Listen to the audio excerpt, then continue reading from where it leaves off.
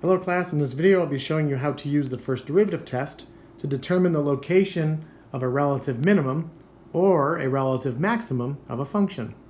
Let's begin. We will start with some definitions. Assume that c is a critical number of a function f in the open interval ab.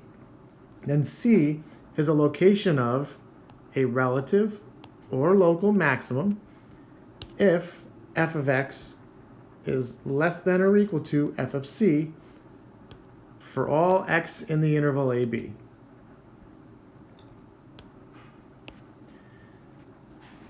C is the location of a relative or local minimum if f of x is greater than or equal to f of c for all x in the interval ab. Okay, so now I am going to describe what's happening in this picture. So notice that your function starts by increasing. It reaches a relative maximum, then it decreases, reaches a relative minimum, then it increases. So I'm going to label the relative maximum. I'm going to label this C, and that's going to be your critical number. The output value is f of c. Next, I'm going to choose 2 points, A and B. Notice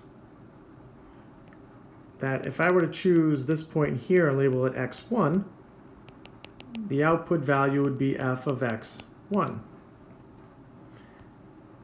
And the reason why f of c is a relative maximum is because f of x1 is less than f of c. In fact, all of the output values in the interval AB are going to be less than f of c.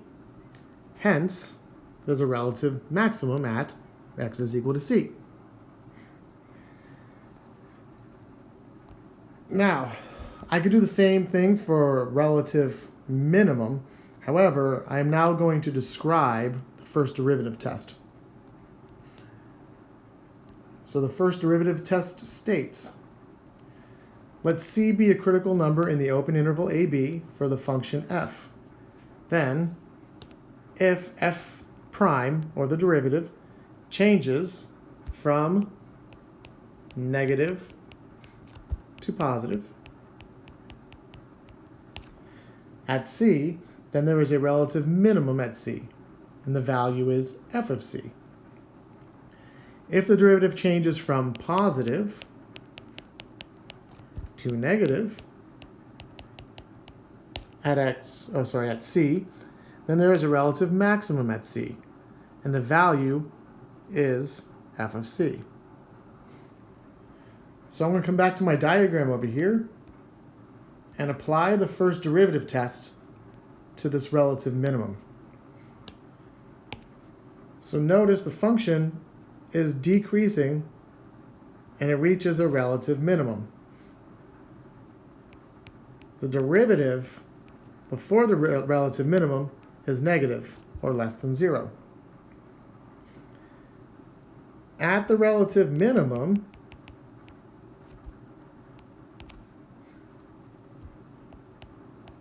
the critical number,